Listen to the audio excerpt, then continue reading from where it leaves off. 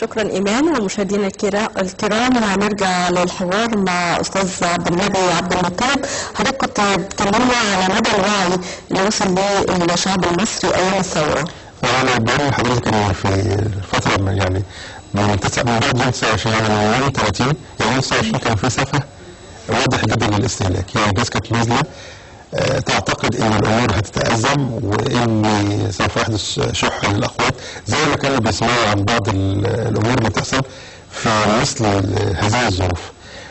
انطلقت يعني حملات غير منظمه، يعني هي في مجموعه غير منظمه من اجل توعيه المواطنين بخطوره هذه المواقف. بسرعه استجاب لها الشعب بشكل كبير جدا، يعني الموضوع يوم وليله. يعني انا شفته من التكالب على الاسواق يوم 29 لقيته بيخف حدته بشكل كبير جدا يوم 30. طب ايه الوسائل اللي كانت مؤثره بقى في الشعب المصري؟ يعني هو زي ما اتعامل او الكلام عن تكوين اللجان الشعبيه، هو كان البلد كانت مفككه، طب ازاي وصلت فكره اللجان الشعبيه لكل الاحياء وكل المناطق؟ هو الاحساس، يعني ان الناس حاسه ان في شيء بيحدث محتاجه ان هي تشارك فيه. بنفس الشكل برضه الدعوات دي لقت قبول عند الناس كلها، ومش بس عند المستهلك بقى. يعني انا شفت من خلال تجاربي في بعض الاسواق حتى التاجر نفسه يعني وبقى عنده استعداد يبيع، وبقى عنده امل في غد هيحمل له الافضل، وان كل اللي كان بيعمله من انه خايف من ان المستقبل يحمل اليه بعض الامور السيئه فكان بيدخر او كان بيحاول ان هو يجمع كم اكبر من الاموال، المساله دي كانت اتلغت. وزي ما بقول لحضرتك انا يعني سمعت في بعض الايام السابقه او السنوات اللي انا ما شفتهاش يعني ان كانت الاسعار بتطلع وتنزل، لكن انا من يوم ما وعيت ما شفتش اسعار بتطلع وبتنزل الا في خلال الفتره من يوم 4 او 5 فبراير لحد منتصف مارس من السنه دي. يعني اسعار اللحمه نزلت من اول مره اشوفها انا. ولما ارتفعت لما من بعد مارس انا ما اعرفش ايه اللي حصل بالظبط، يعني كان تشكيل الحكومات الجديده واستقرار الوضع كانه ادى اشاره للناس للعوده الى اعاده الاوضاع لما كانت عليها. النمط الاستهلاكي او الثقافي بالنسبه للفرد قابل للتغير؟ قابل. انا بقول لحضرتك انا ده يعني واقع عملي انا لمسته. يعني عندما يشعر الانسان بانه عنده تغير جذري قوي هو نفسه بيغير كل عاداته كل سلوكياته. وده اللي احنا كنا بنقول ان المصريين او كانت الفكره كانت متابعه عندهم قد يتحدث ابوهم او قد يصر ابوهم ولا يصر المصريين، وفجاه العالم كله تعلم من الثوار المصريين في كل مكان. اشمعنى شهر رمضان تتغير بعد؟ جميل جدا ان حضرتك، انا اعتقد انا اتكلمت مع حضرتك في الموضوع ده قبل كده في حلقه سابقه، وكنت بقول ان في نص شعبان كان في دعوات من كل المصريين يعني اقدر اعيش من غير ما اعيش، وكان في كلام عن ان شهر رمضان ده يبقى شهر للعباده ونقلل الاستهلاك. الاسبوع الثالث من شعبان كان البوادق لم تكن موجوده، والناس نزلت تشتري كل السلع الرمضانيه المعهوده اليوميش وبالاسعار الغاليه، يعني الاسعار كانت غاليه جدا السنه دي ومع ذلك الناس نزلت تشتري. وانا ناس كتير جدا بستغرب، يعني المفروض ان شهر رمضان شهر عباده وشهر الصيام. انا الاحصائيات بتقول ان استهلاك المصريين خلال شهر رمضان بيتضاعف، يعني مع ان احنا بنقلل وجبه ممكن بيوصل لكام؟ يعني 100%؟ اكثر من 100%. ولو حد سالني طب علميا الكلام ده يتقال ازاي لما تيجي تقول ان المصريين في شهر رمضان بيستهلكوا 100%، اقول لك حاجه غريبه جدا بتحصل. مصريين او اسر مصريه بتعمل جمعيات او بتعمل مدخرات عشان لما يجي رمضان، يعني هيعمل عزومات وهيعمل، فهو دخله الشهري ما بيقضيش، فبيدخر طول السنه من اجل ان هو يستعد لشهر رمضان. خصوصا خلال الشهر ده يعني 4 مواسم الاسره المصريه هيقضوا، يعني كان في موسم التصيف، موسم رمضان، الاستعداد للمدارس ومصروفات الدراسه. كمان شهر رمضان نفسه انا بتكلم على الاستهلاك للطعام والشراب. لا مشهور عن شهر رمضان ان استهلاك الاسر المصريه من الطعام والشراب بيرتفع بنسبه كبيره جدا. انا فعلا بقول انها فوق ال 150% من الدخل. ال 50% الاوفر ده جايه من ان الناس بتعمل مدخرات طول السنه من اجل الاستعداد لشهر رمضان. في بعض الاسر اللي لها بعض الابناء العاملين الموجودين في الخارج، وده كده لو اي حد بس في تقرير جهاز البنك المركزي هيلاقي تحويلات العاملين المصريين الموجوده في الخارج بترتبط بارتباط المواسم. والفتره اللي فاتت دي يمكن كان زيادتها بحوالي 2 واضح جدا. يعني 2 مليار دولار انت بتتكلموا عليهم ان هم اجمالي الاستثمار الاجنبي المباشر في مصر خلال عام جه من المواطنين المصريين عليهم في الخارج خلال فتره اقل من شهر. ده بيروح فين؟ للاستهلاك. يبقى الاسره المصريه بتنفق كل مرتبها او دخلها الشهري بالاضافه الى مدخراته، بالاضافه الى ما قد ياتي اليها من العاملين المصريين في الخارج او من زمايل العاملين في الخارج. فالنسبه بتزيد عن 150% حقيقي. يعني لو كنا بنتكلم عن السفه الاستهلاكي بالنسبه للاسر الفقيره، ده بتحاول انها تقلد اسر الغنيه في بعض التقاليد وخاصه في الطعام والشراب. لو اتكلمنا عن الاسر الغنيه وهوس الموضه وهوسها بتقليد الاسر الاوروبيه، هذا بيبقى يعني حمل على الانفاق العام، خاصة ان هذه السلع بتبقى سلع مستوردة زي الموبايلات او العربيات. الكلام ده كلام في منتهى الأهمية، لأن هو ده المشكلة الحقيقية. يعني لو احنا قلنا ان الأسرة الفقيرة جزء كبير جدا من دخلها بيروح من أجل الطعام والشراب، فاحنا يعني أنا كاقتصادي ممكن ألاقي مش مشكلة قوي، لأن هو بيروح لاستهلاك بيؤدي إلى زيادة الاستثمار داخل المجتمع المصري نفسه.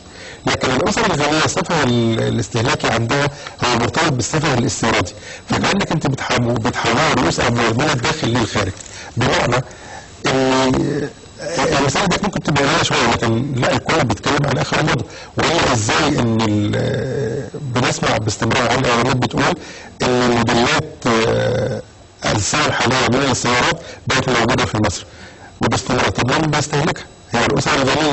يعني أنا النهارده عندي عربية، لا أنا عايز العربية الأحدث. يمكن بقت واضحة بقى في بعض الأمور اللي هي أقل شوية. يعني العربية ممكن الناس مش بتغير، يعني قلة بتغيرها سنة بعد سنة، لكن ده موجود، يعني ده موجود ومفيش عليه خلاف. لكن بعض السلع الكمالية الأخرى زي ما حضرتك اتكلمت عن الموبايلات أو الكمبيوترات، يعني أجهزة الكمبيوتر او بعض الاكسسوارات الاخرى، لا دي بتاخد نسبه كبيره جدا. يمكن الاستهلاك فيها بيبقى زايد، وخطورته زي ما بقول لحضرتك انه مش تصنيع محلي، لا ده هو جزء منه مكون اجنبي. فخطورته بتقول ان الاستهلاك ده لا يشجع الصناعه المحليه، لكنه بيشجع الصناعه في الخارج، وده بتسبب الازمه بقى. انك انت هنا مش بتضر اسره، يعني الاسره لما بتوجه 100% من دخلها للطعام والشراب اللي هي الاسره الفقيره بتضر نفسها بس كده، لكن الاخر الاسره الغنيه بتضر المجتمع المصري ككل او الاقتصاد الكلي الاقتصاد المصري ككل. ده خطورته يعني. استاذ عبد النبي عبد المطلب، شكرا جزيلا على هذا الحوار. شكرا استاذ شريف، شكرا. مشاهدينا الكرام، فقرة صباح جديد مستمرة معكم حتى العاشرة، فابقوا معنا.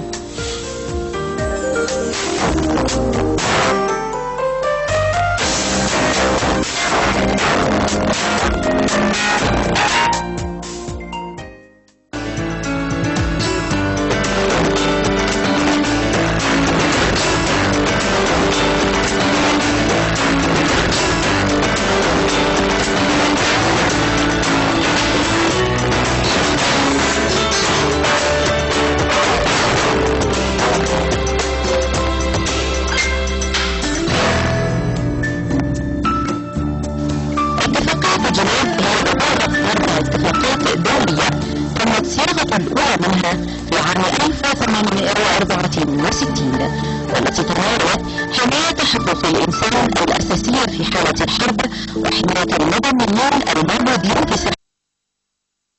في منطقة محتلة. هذه الوثيقة هي صورة من النسخة الأصلية لاتفاقية جنيف التي تمت صياغتها في عام 1864. 12 من أغسطس لعام 1949 تم توقيع اتفاقية جنيف لتحسين حال الجرحى والمرضى من القوات المسلحة في الميدان، وهي أول اتفاقية من أصل 4 والتي تعتبر تطويرا لعام 1864، والتي جاءت بمبادرة من هاينري دونر وهو السويسري المقيم في جنيف، والذي أفزعه ما وقع من فنائع في معركة سوربينو.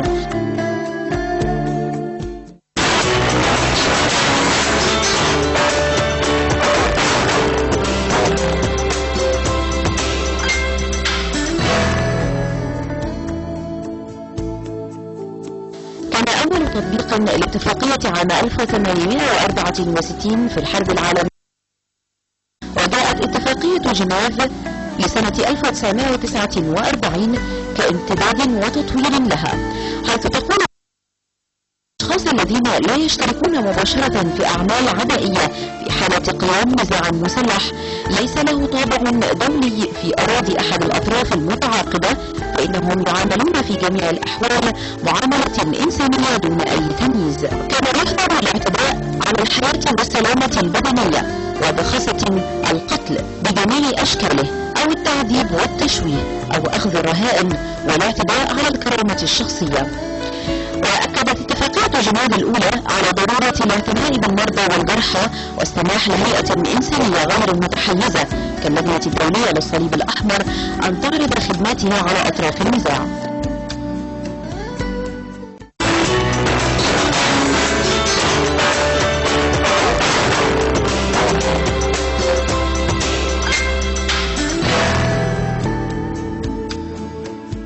المادة الرابعة أن الدول المحايدة تطبق أحكام هذه الاتفاقية بطريقة القياس على الجرحى والمرضى وأفراد الخدمات الطبية والدينية التابعين للقوات المسلحة من أطراف النزاع الذين يصلون إلى أراضيها أو يحتجزون بها. كما شددت الاتفاقية على ضرورة تمسك الجرحى والمرضى وأفراد الخدمات بالحقوق الممنوحة لهم بمقتضى هذه الاتفاقية.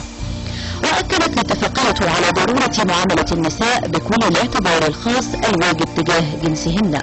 ونصت المادة 15 من الاتفاقية أنه في جميع الأوقات وبالأخص بعد الاشتباك في القتال يتخذ أطراف النزاع دون إبطاء جميع التدابير الممكنة للبحث عن الجرحى والمرضى وجمعهم وحمايتهم من السلب وسوء المعاملة، وكذلك البحث عن وثث الموتى.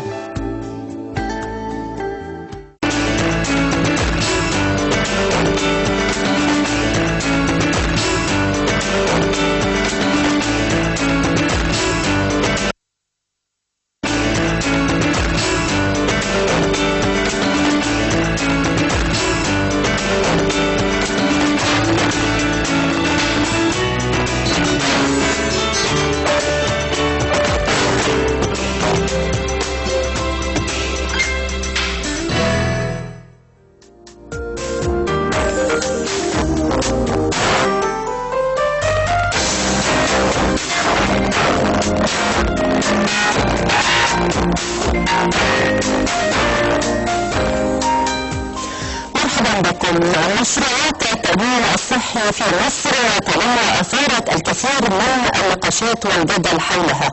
ما ينبغي أن يكون عليه التأمين الصحي في مصر؟ هذه المنظومة الهامة التي يجب أن تشمل جميع المصريين كحق أصيل لهم. مؤخرا تقدم الدكتور عبد الحميد أباظة مساعد وزير الصحة للشؤون الفنية والسياسية بورقة مشروع قانون جديد ستعرض على مجلس الوزراء في سبتمبر القادم لمناقشة قانون التأمين الصحي وما ينبغي أن يكون عليه البنود التي يجب أن يشملها، خاصة مصادر التمويل يجب أن تتوافر لهذا المشروع. أيضا ستطرح هذه الورقة أو ورقة مشروع القانون على النقاش المجتمعي لمعرفة الآراء الخاصة بها على أن يكون الانتهاء منها في نوفمبر القادم، ثم تعرض على مجلس الشعب عند عقب الانتخابات. على أي حال هناك خط آخر موازي لنفس المشروع وهو تقدم به تحديدا المجلس المصري للأطباء ومبادرة وطنية خاصة للرعاية الصحية للمعاقين.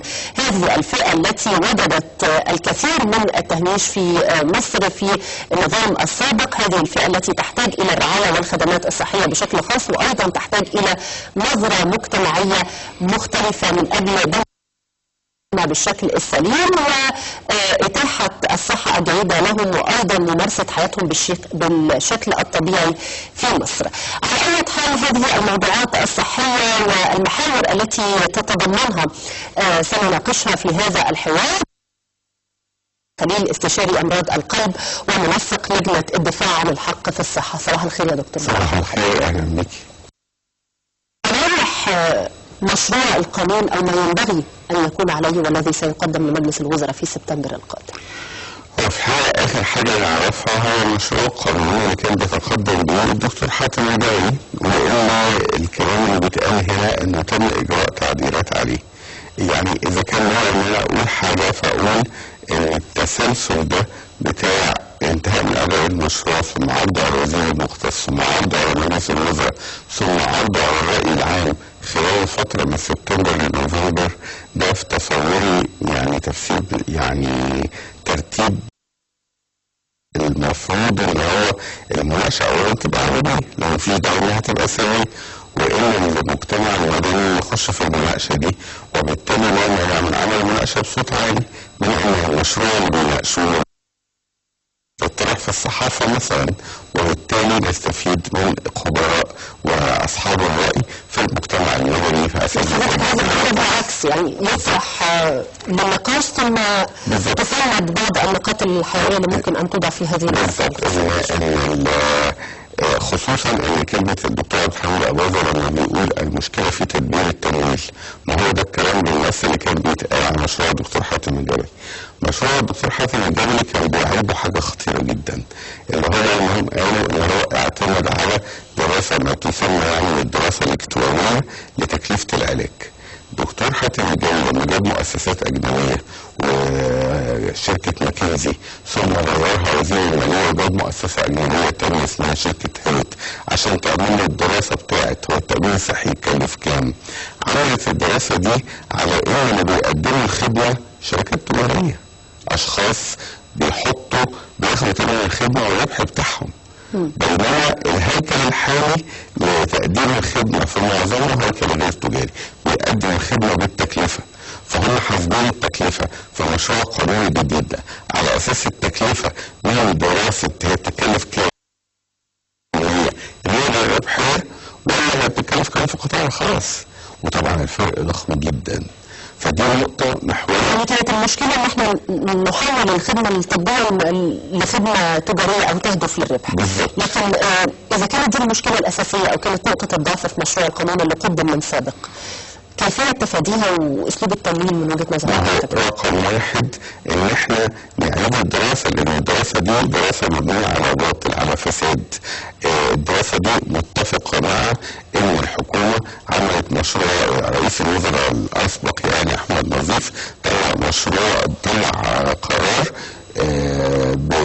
بإنشاء الشركة المصرية للقضاء والرعاية الصحية، حول مستشفيات التأمين الصحي من هيئة خدمية لشركة تجارية، من هيئة بتقدم الخدمة بتكلفتها إلى شركة بتضيف عليها ربح. وقالوا وقتها إن هم هيعملوا ده على كل هيئات الصحة. يا دكتور ما بتنفذش، لأن إحنا رفعنا عليه قضية في لجنة الحق في الصحة والمنظمات التابعة ليها وكسبنا حكم وقف التنفيذ. ورغم كده فهو لما بيدرس مشروع قانون التأمين الصحي بيدرسه على اساس انه بيقدم الخدمه شركه تجاريه ربحيه. يعني مثلا اذا فرضنا عمليه الزايده ممكن تتكلف التأمين الصحي حاليا في حدود 150 جنيه.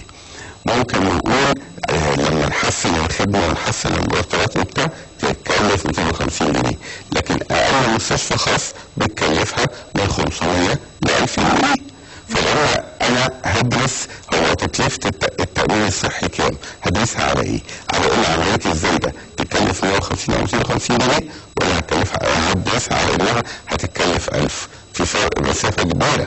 فالدراسات اللي كانت معموله على القانون واللي كانوا عمالين يقولوا والمهم تدبير التمويل ومش عارف ايه والكلام ده، كانت كلها مبنيه على ان الطب سلعه مش خدمه، واللي بيقدم الخدمه واحد بيكسب منها بيتربح من تجربه. حضرتك شايف التفادي ازاي؟ ممكن يكون التمويل ازاي بشكل محترم ويقدم خدمه جيده للمستحق؟ شايف ان اولا ندرس العبء المرضي والتكلفه.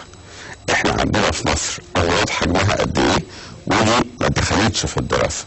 وثانيا الامراض دي من حيث الانتشار يعني الامراض الشائعه. بالظبط كده. ثم ان تكلفه علاج هذه الامراض بالتكلفه مش بالتكلفه محمله بالربح من هيكل الحكومه